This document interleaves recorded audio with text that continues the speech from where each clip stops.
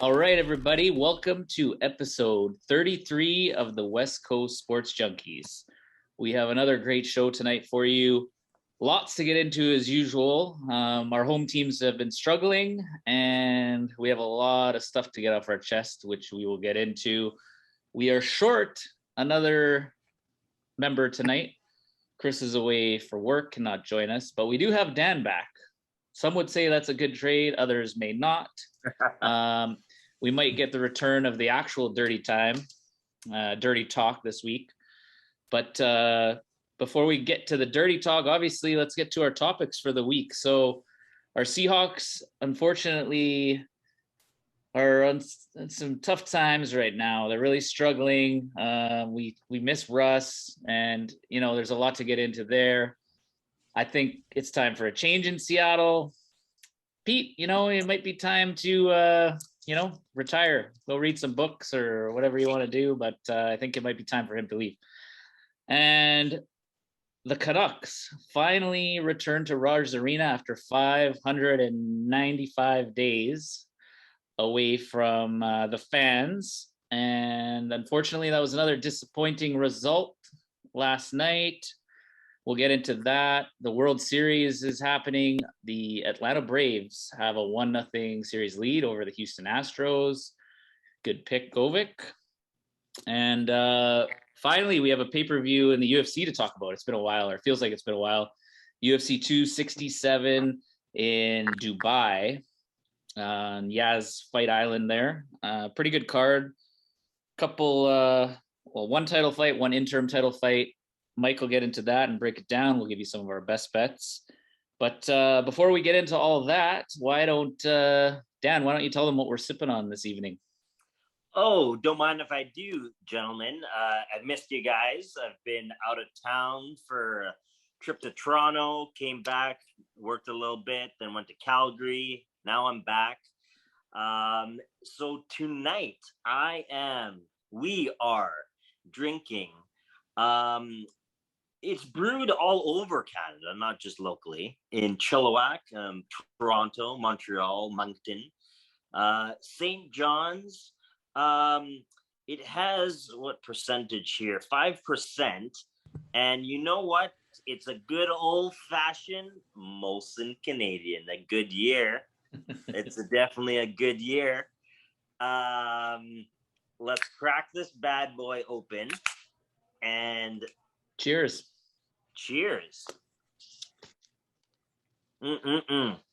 Oh yeah, so good.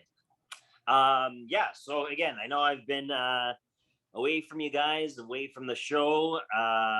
Just had a wedding in Toronto, a surprise birthday in Calgary. Ty, you came for that one.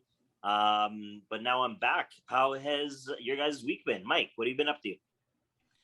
It's good to see you again, my man. I haven't been up to too much. Ty and I actually got out to the season opener for the Canucks game last night, and I guess we'll get into that when we start talking about the Canucks. But that's been the highlight of my week so far, and it was a good time. Yeah, man, how fun was it to be back in a full arena cheering on our Vancouver Canucks there? Dude, it was amazing. I mean, we lost the game, but I could care less. Just being back there with the atmosphere, it had a playoff atmosphere to it. The the crowd was sold. It was sold out. It's like I said, it felt like it was the playoffs. We got down there early because we thought there was gonna be huge lineups. They moved real quick. It was smooth. You just show your passport, your ID, and you're basically in. And then I didn't find the line was for beer were too long. I didn't find the lines for food were too long. Everyone sort of, did their thing. You wore your mask. If you're sitting, you're drinking, or if you're eating, take your mask off. If Bonnie Henry there, she got booed. Thought that was hilarious. But man, it was definitely good to be back and good to be at a live event again for sure. How about you? How would you think of the night? Oh man, yeah, I thought it was awesome. Like you said, I thought there might be some wait times getting in, but it was nice and smooth. It's good to know that everyone there is fully vaccinated, and it was unbelievable. The atmosphere, that new intro It was really cool. I don't know if you guys saw that on Twitter. They did like an Avengers kind of superhero theme. It was like a 3-4 minute long intro video. I thought that was really cool. Got everyone jacked up, and well, since we're on the topic, we can get into a little bit of the game. What did Dan? Did you catch any of the game last night? You see the highlights? I did watch a little bit. Well, now that I know that you two were at the game, no wonder they lost. First thing, right? Number two, I'd expect that from Govic, not you. Number two, come on, man. You guys owe me $250,000 because that's how much the jackpot was. And if I knew you guys were going to be there, I wouldn't have bought a ticket. That's two things. But in terms of the actual game, I thought, you know what? Well, already in the news, Pettersson, he's got that contract. You better start playing, man. It looks like he's just gliding around on the ice. I mean, I don't know. They've been on a 6-game road trip, so I can see how, some things are not jiving yet. Being back at home, the excitement of the crowd, but I don't know. I feel like there is some of the players need to pick up their socks, let's just say. Yeah, I'd agree. Overall, I was pretty disappointed with the result. I mean, you get your home opener, you're all jacked up. We're back in the building. Like, let's put on a show. Let's see some things. I thought the stars of our team were pretty invisible for the most part. There was one really good power play where we had the puck for the entire 2 minutes, scored right at the end, stuff like that. But 5-on-5, you really don't notice. Besser, Pettersson, like you said, you have to wonder maybe, missing pretty much all of training camp for Pettersson. Maybe that has an impact on it. He's still had a major injury last year, his wrist injury. Maybe that's still bugging him, or he's a little hesitant doing some things. Or you know what? Maybe teams have just kind of figured out how to play him now. He's not new in the league. I mean, a lot of stars will get to that point where teams kind of figure out how you play and what you do, and it's up to the player to adjust and do some different things to spark themselves. Because, yeah, other than the power play, I thought PD overall, not just last night, but in the first 6-game road trip there, has been mediocre. And, like you said, he got paid. He needs to start earning that contract. What did you think, Mike? Yeah, in terms of the game, you touched on a few things. Like that power play. There was that one power play that we scored on that was probably one of the best power plays I've ever seen in the NHL for the Canucks. It was like we had the puck the entire 2 minutes and finally got it in, right at the last second there. Pettersson, he was involved quite a bit on that play, but he got the assist. He was on the shot at the net and everything. So, I mean, yeah, you could be right that people have figured him out. I'm not sure. There's a few notables that I took from this game. One was how small Garland is. I didn't know he was that small. He kind of reminds me of you out there. He's a lot taller than you would think, okay? Similar to myself. The second thing was how large Tyler Myers is. Like, holy crap, man. That guy's a beast out there. He just towers over everyone. Well, he's compared to Tara, I think, in height. Yeah, he's like got to be 6'9". Wow, man, that's insane. Like 6'7", 6'8". Yeah, he's a big boy. I like that, and I thought he played a decent game. I thought Hughes played a pretty good game. It's unfortunate. Obviously, you wish you can get the W at home with the home opener after 500 and some odd days that we haven't been able to go to support the team. But I'm not going to let the fact that we lost the game, ruin my night. I had a blast. It was a lot of fun, and I can't wait to go back again. 100%, man. Yeah, and like we touched on last week, I was on the Canucks, and they must have listened to the podcast because they responded. They had a couple big wins to finish up that road trip, most notably ruining and spoiling the Kraken's home opener down in Seattle, which I thought, set this rivalry off on the right foot. It's nice to play spoiler, stake our claim as the best team in the Pacific Northwest. But yeah, they finished up the road trip strong, and you would have just liked to see some carryover into our home opener. But, things could be worse. We're 3-3-1 right now. And we have a couple games at home here coming up to hopefully, get us over 500. and keep going with the season. Yep, totally. Yeah, for sure. Definitely look at the positives. We could be like Toronto. Yeah, man, there's been some surprising What is teams. going on there? Toronto, Vegas, Tampa Bay. Yeah. There's a lot, like Montreal. I think they might have 2 wins now, but when Price is not playing, no wonder that's their record. So true, but I mean, you figure Jake Allen's a pretty serviceable NHL goalie, but the team in general just doesn't look good. But it's crazy, how the next season has nothing to do with the last. Like, that's the Stanley Cup finalist, and they're struggling out the gates. Mm-hmm. But yeah, it's so early. It's nice we actually have a full normal 82 game season, for the first time in a couple years. And one thing I want to touch on too before we finish the NHL segment is, how about Alexander Ovechkin, huh? Leading the league in goals. He's got another one tonight. The reason I bring that up is Govik and I have a little bet there. Hopefully this isn't cursing poor Ovechkin here, but he's definitely on pace to break the 33 goals that we bet on this season. So it's nice to see him playing well and starting off scoring goals, because I hope he has a chance to break Gretzky's record. I think it'd be really cool down the road. Mm-hmm.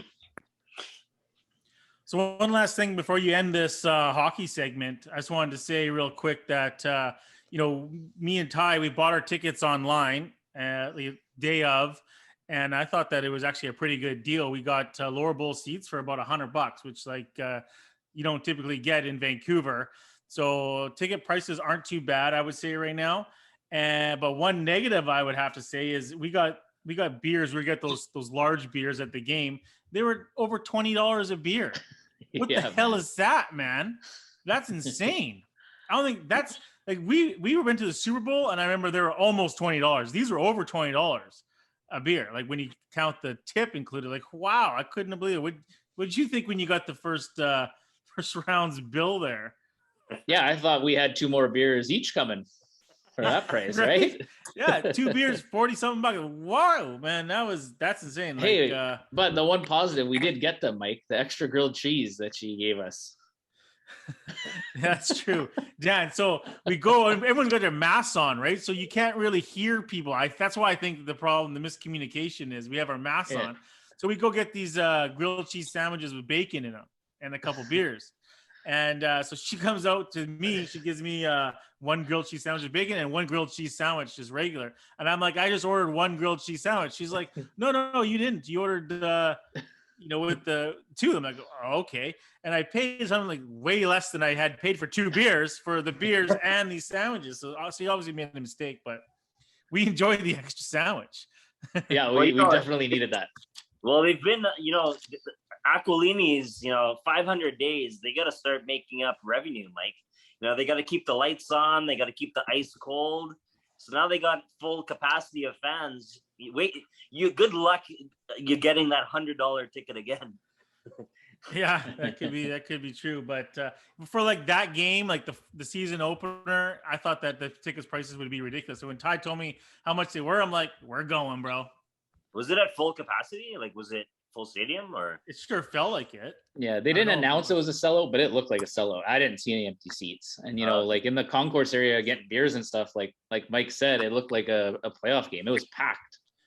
Yeah, you couldn't move it. And actually, one more thing, me and Ty like to go to the auction stations, right? Oh yeah. Especially when we're having a couple of beers, we look at all the memorabilia and we always bid on it. If we get it, whatnot. And they changed that up.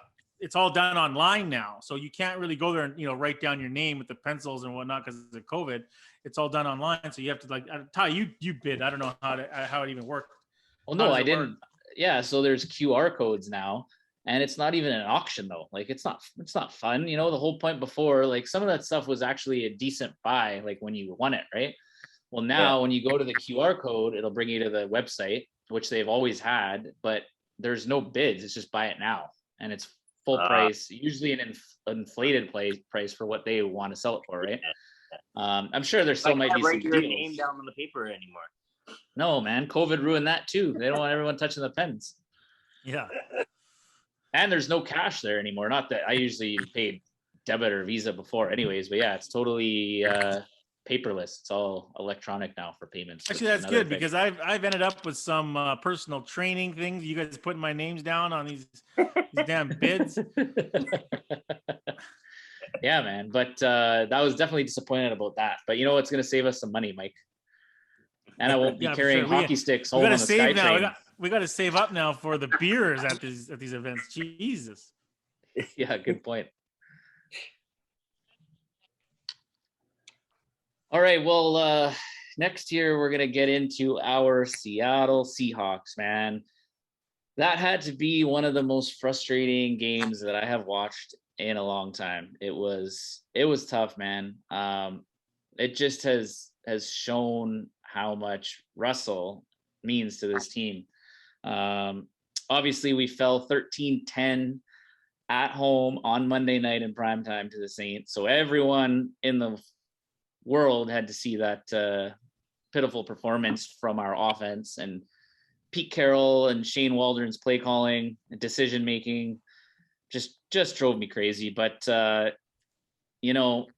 Russell Wilson clearly is our team, especially in this regime with Pete Carroll and now Shane Waldron calling plays. Like, when he's not there to ad lib and create some offense, there is just nothing there. They slam Alex Collins into the line of scrimmage 3 times in a row and punt. Like, I don't know what they're planning to do here. You have DK Metcalf, one of the most athletic receivers in the NFL. Look what happened on the first freaking drive of the game. Throw it up to him, 84-yard touchdown. You figure they would have tried that another time in this game. I don't know, Mike, what did you think? I'm getting super frustrated with these guys. Well, yeah, like you, I'm obviously frustrated too. It was a tough game to watch. Like you said, yeah, throw it up to DK, man. Let him make a play. Like, you see the mismatch between him and I don't even know who the defensive end was. Lattimore, yeah.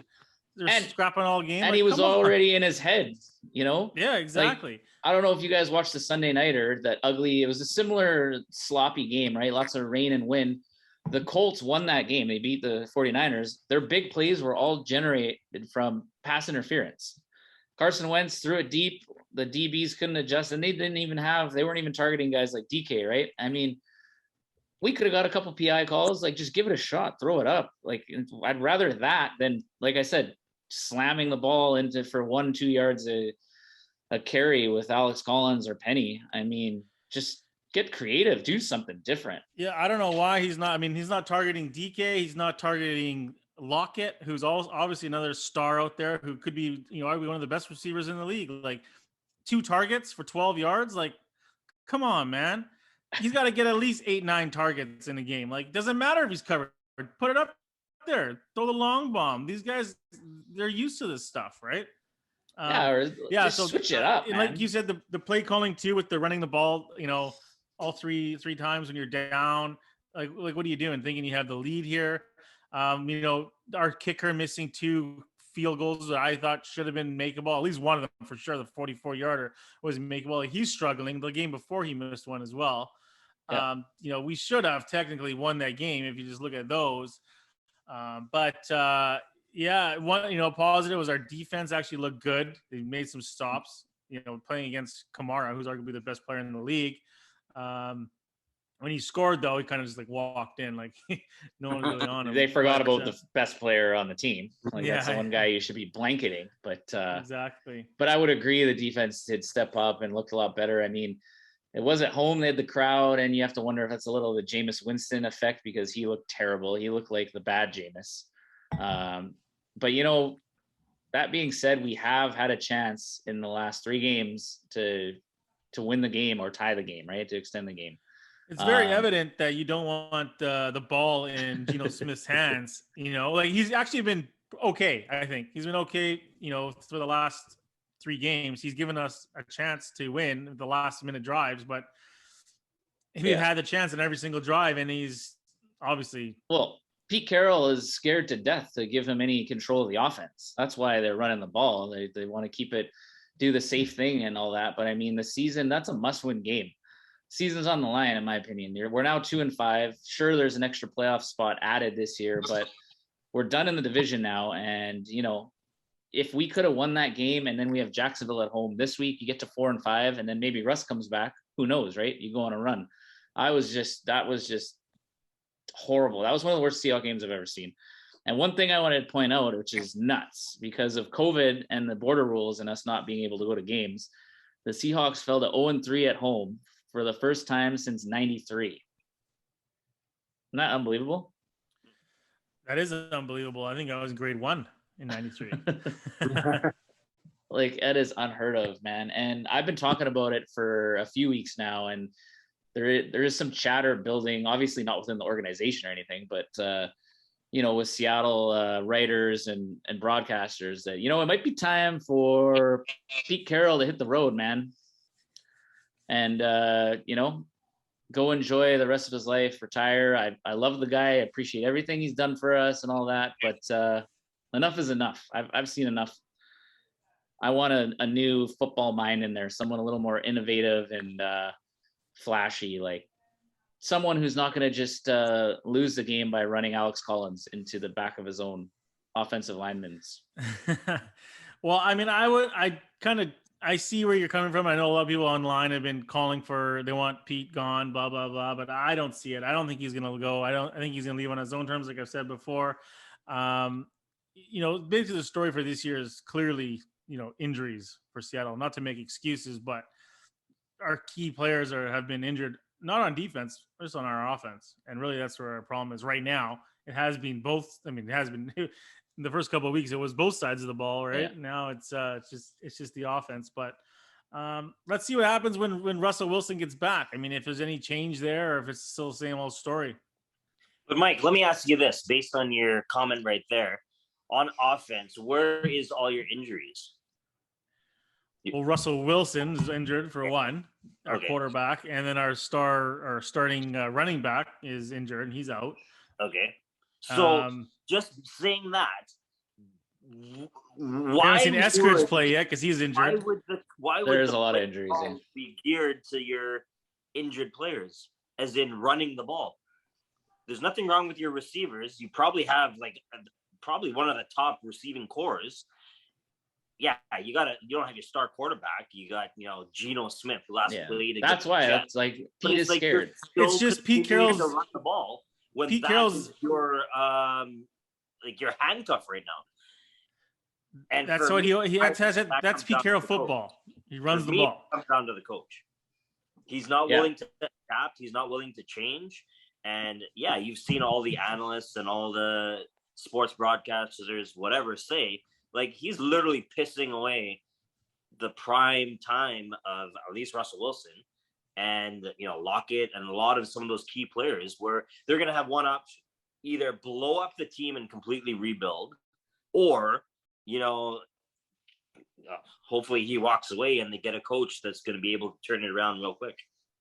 Yeah, and don't get me wrong, it's not even just this year with Pete. Like, it's been obvious to a lot of people that he is very stubborn and he's set in his ways. Like you said, Mike, Pete Carroll football, run the ball, control the clock, don't turn the ball over. And that's his style, and it's worked. But the problem is, when you get to the playoffs, as we've seen since our last Super Bowl run, we're one and done. Teams figure that out, and Pete is stubborn and does not adjust in these football games. Like, a game I can think of 3 years ago is a wild card weekend at Dallas, and he continued to slam the ball into the line of scrimmage, and they just stacked the box, and Pete wanted to establish the run, but it's like that every game. He's set. He's like, we need to establish the run. Well, if it's not working, you need to do something else. You need to change it up. That's the whole point of a coach, right? You adapt, you make some adjustments, but he just is so set in his ways. And, I appreciate what he's done for us, where we've been very consistent. It's fun watching the Seahawks do good in the regular season, but I'm sick of the Seahawks losing in the first round of the playoffs year after year. And, it's enough is enough. Time for a change. Well, Ty, I'll bring some positivity to your negative weekend of football. Did you guys see Tom Brady break the record for most touchdowns scored? 600. He broke it at 600. He ended up with 602. Mike Evans gave the game ball, like the touchdown ball. That's been all over the internet. Yeah. them asking for the ball back. So that was pretty funny to see. What would you guys do if you're sitting and you receive a ball by a player, which happens? You don't know whether it's a 600-yard or 600 touchdown ball. Would you give that ball back? Well, see, it depends. That was Russell Wilson's ball throwing for 600 touchdown, and they asked you for the ball back. What would you do? If he wanted it back, I'd give it back. I think I would. Would you ask for something in exchange? No, I wouldn't. Mike, have you heard the whole story behind this ball? This ball is already valued at minimum $500,000. And they say it could go to 750, 800,000. No, the game wasn't even over. So did he give the ball back, or does he have it? He negotiated a little bit. Dan, tell him what he got. So this is what he negotiated. This is what he got back. The trainer right away ran to the fan, grabbed the ball, said, "We're going to give you something back after the game." He got I think 2 signed jerseys from Brady, a signed helmet. He got a signed jersey from Mike Evans and his game-worn cleats from the game. $1,000 towards the pro shop, like the team store, and 2 seats for season tickets for the rest of this season as well as next season. Well, that's not worth $500,000. No, that's not worth $500,000. Absolutely not. And but like Tom Brady said, he's like, I would have kept the ball. But think about the moment too, right? Like if Mike and I were sitting there at a Seahawks game, and like if it'd be different maybe if Russ came over, because you'd be all excited, right? And be like, oh sure, like that's so cool. You don't want to be the guy, the idiot that keeps it, right? And you'll be be all over Sports Center, every single media outlet. There'll be memes of your face. I understand the giving it back, and at least the guy got some stuff for it. Yeah. And those items will always be linked to this story. I talked to you a little bit about it. Like collectors are big on even things like this. Like, hey, these are Mike Evans cleats from the game he gave away Brady's record break football kind of thing. You know what I mean? So the stuff definitely has, and the Brady stuff has value, but nowhere near obviously the reported $500K minimum that ball's worth right now. Yeah. Yeah. That was pretty crazy. Good on him though, for giving it back. Mm-hmm. Yeah, 100%. I agree.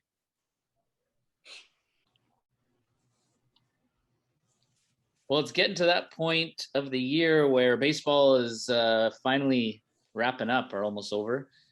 The Fall Classic, as they call it, is underway, the World Series.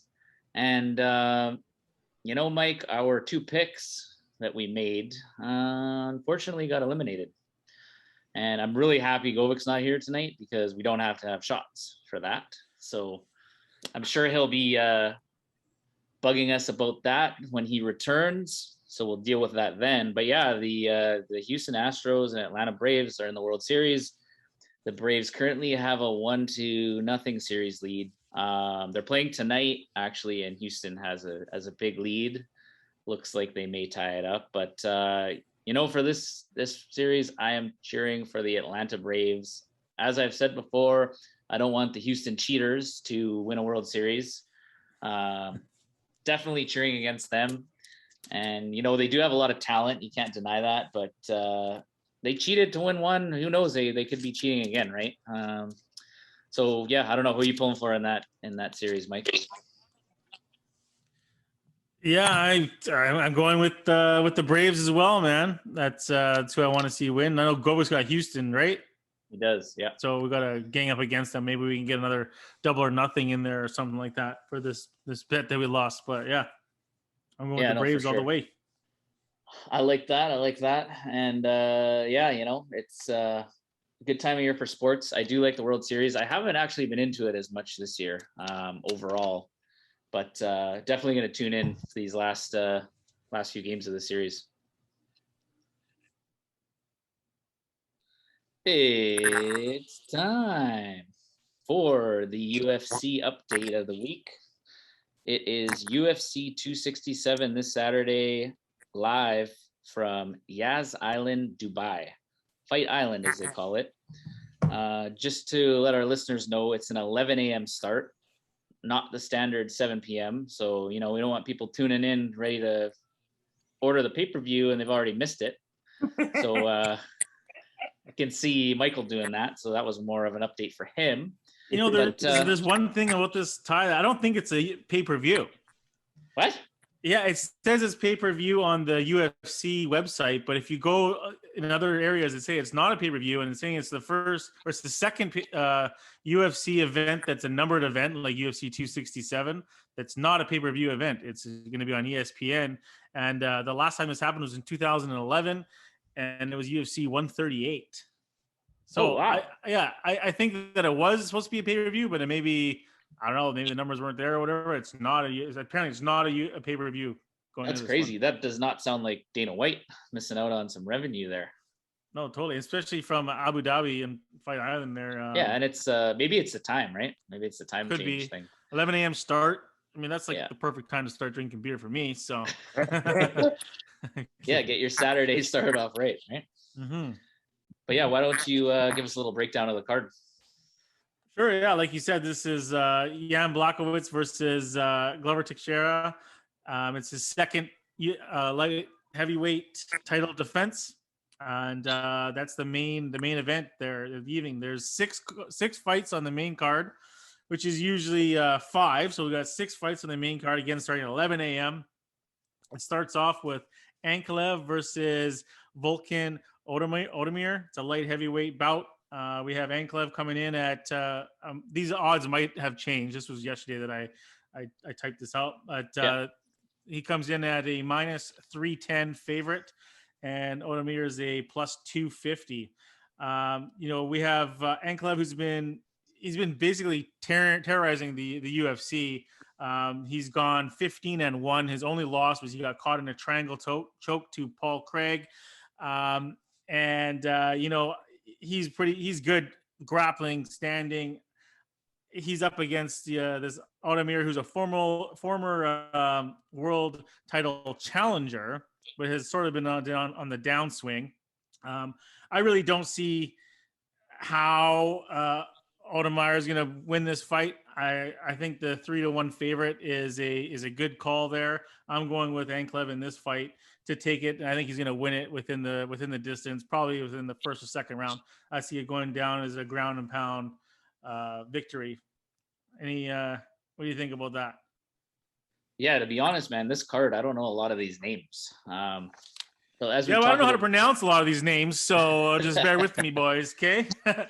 Yeah, no worries. But as we've talked about before, it's kind of cool when there's a pay-per-view with some not as bigger names like that. They probably are bigger names, but not on my radar yet. Hopefully, if they could change that with some good performances. But usually when it's a fight like this and I want to place a bet and it's a 3-1 favorite, I would usually, do a little research on the guy and just include that as one of the legs of a parlay, which I might do here. Haven't decided on that one yet. Yeah, actually, one thing I'm excited about this UFC is because you have the 2 title fights, and then you have a lot of big, I think, rising stars that you're gonna know these guys' names within the next couple of years. That especially when we get into these next couple of fights that we'll talk about, like this next fight for sure, that's going to be going down. It's going to be Islam Makhachev versus Dan Hooker. What are you laughing at, Dan? Yeah. Oh, sorry, that's not the next fight. Hold on. It's on there though. What is that? It's probably the 3rd or 4th fight. It is, but the next fight is Li Jinglang versus Kazmat Chimaev. It's a welterweight fight. Now, Chimaev is one of the guys who I think is an upcoming star for sure. Yeah, I recognize him. Yeah, he's 9-0 in MMA. He's just like a Khabib. Take you down, ground and pound. He's hard to defend that takedown. One of those relentless guys, right? Exactly. So he's and then you got Jinglang, who's tough as nails. He can he can fight. He's got 6 performance bonuses in his last 8 fights, I think it was. So he's down to bang, but I do not see it. I don't see it going the distance. I see Chimaev also notable. He's a plus a minus 600 in this fight. Big Huge favorite in this fight. But so the thing is with him, he had COVID and he was in and out of the hospital because of COVID for months. He was doing that. He said, that he was not going to fight again, and he comes back fighting, Jing Liang. So who knows what kind of toll that took on him, on his body. Yeah, good point. If it's still in him, but that's the only thing I can see him, if Jing Liang can stop his takedown and, fights him with the stand-up game, then I don't see, but then he's got a chance, but I don't see that happening. I think he's going to be taken down and he's going to be finished via ground and pound in the second round. Nice. Yeah, I don't know. I actually, now that you brought it up, I do remember reading about the COVID scares he had. That actually might keep me from taking him or adding him to any part of my parlay. But yeah, just maybe, man, you don't know, man. It's obviously it was serious enough for him and a lot of people. You don't know what toll it's going to take. And this is his first fight back from that, right? Yeah, first fight back. Obviously, he's been training and everything, but it's a lot different, right, than stepping in the octagon for a fight. Yeah, so we'll see how that goes. It's a long, brutal battle with COVID. I think it was months he was dealing with the complications of it. But yeah, we'll see how that goes. I'm actually interested to see, how he performs, if it's still up to par as how he was. But yeah, for sure. So the next fight we have Alexander Volkov versus Marcin Tybura. It's a heavyweight fight. The odds, we got Volkan coming in as a -300, Tybura as a +240. Volkov is the former Bellator heavyweight champion, and we have Tybura, who's actually been these are the big boys, and he's been around. He's been fighting some big names, and got some pretty big victories, like over Dan Hardy, Walt Harris, just to name a couple. Volkov is probably the more well-rounded fighter, with obviously being the former champ. He's got that championship mindset.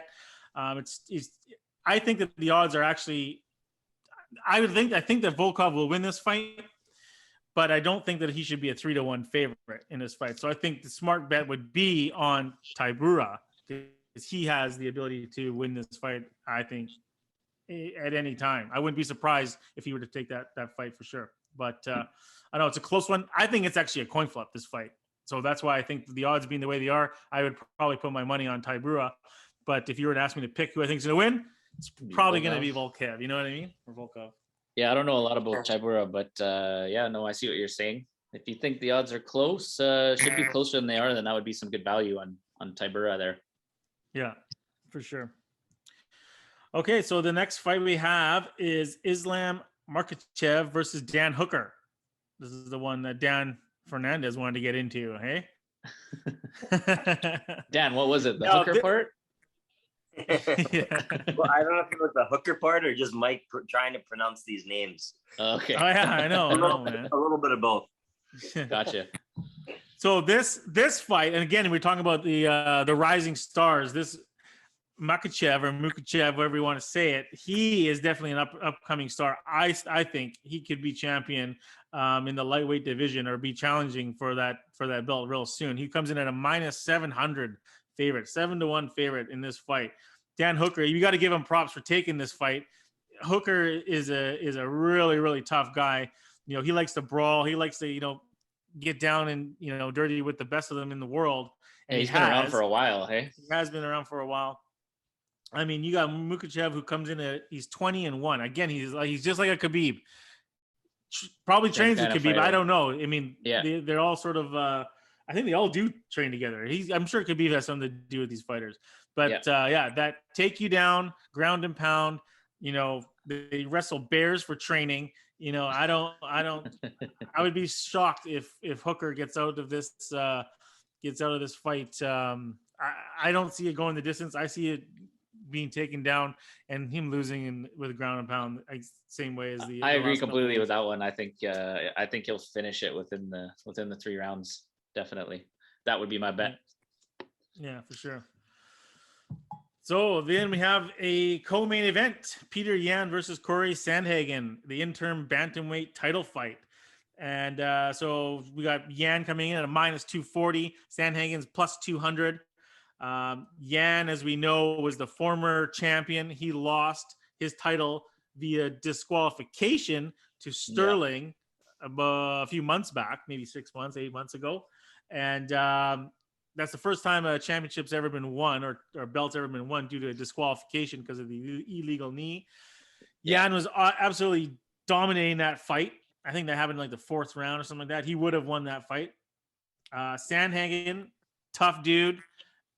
He just fought and lost to TJ Dillashaw.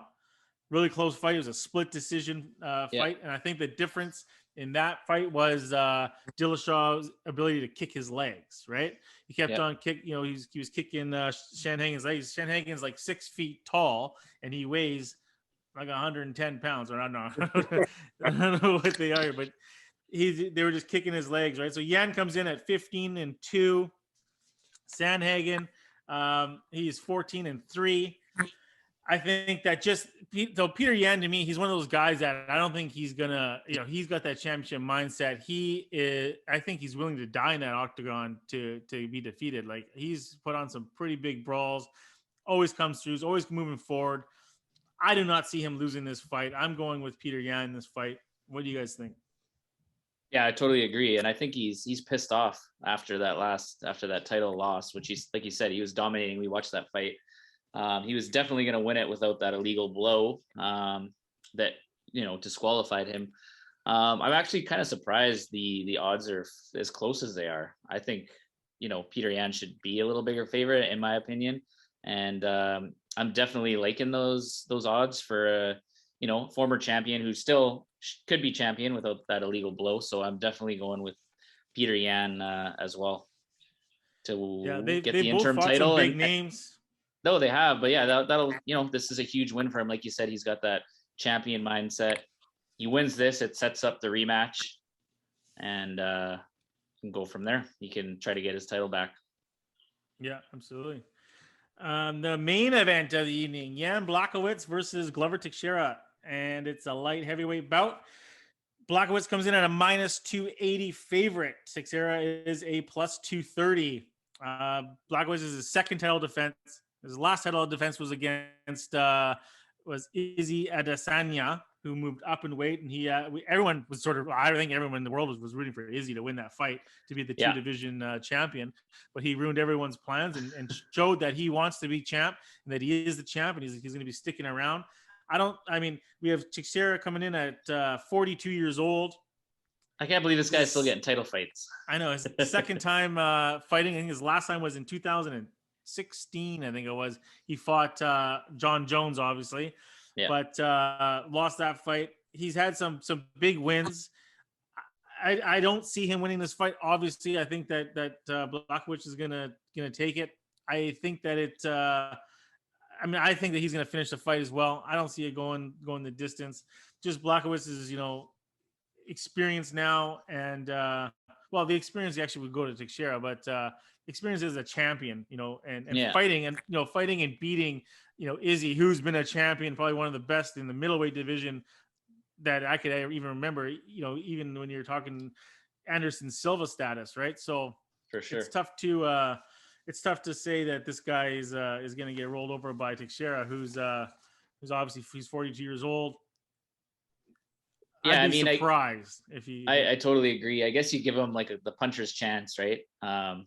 Could catch him, and he knows this is probably his last opportunity at a title shot with his age, and he's got a lot of miles on that body for a fighter. So I definitely agree. I think Blachowicz is going to retain his title. He's looked really impressive. He looked a lot better, like you said, against Adesanya. He cost me some money, so now I'm going to put some money on him to hopefully recoup a little bit of that. But yeah, I'm probably going to do a little parlay on Blachowicz and Yan to both win. Might check out a few props of finishing within the distance and stuff like that. But yeah, no, I'm pumped to get a good night of fights, and then we got a quick turnaround in the following weekend. There's another big. I think that one is a pay-per-view, but we might have to double check that. Yeah. But yeah, great time for fights. It's weird. You don't often see them so close together. No, yeah, big cards. True. Yeah, and I'm excited for it. It's a good time to be a UFC fan for sure. And again, it goes down this Saturday at 11 a.m. Everyone, 11 a.m. Yeah, we might have to get together for that one, see what happens. Yeah, let's do it. Yeah, well, that last title fight, finally 2 names that I know, and Mike, 2 names that you can pronounce. Teixeira, like all the other greats that have been going way past their prime. He's kind of like a Cerrone, has always been, always there. He puts up a good fight, but literally can get knocked out. Maybe when he was younger, he was obviously a highlight reel, a main eventer, but you know what? He's hanging around too long. Like you even said, how has he gotten another title fight? So the champ for sure, keeping the belt. Yeah, everyone's got a puncher's chance, but there comes a time where, it's just a guarantee. And this is my guarantee. Teixeira is getting knocked out. All right. Can you pick a round? I'm going to say 3rd round.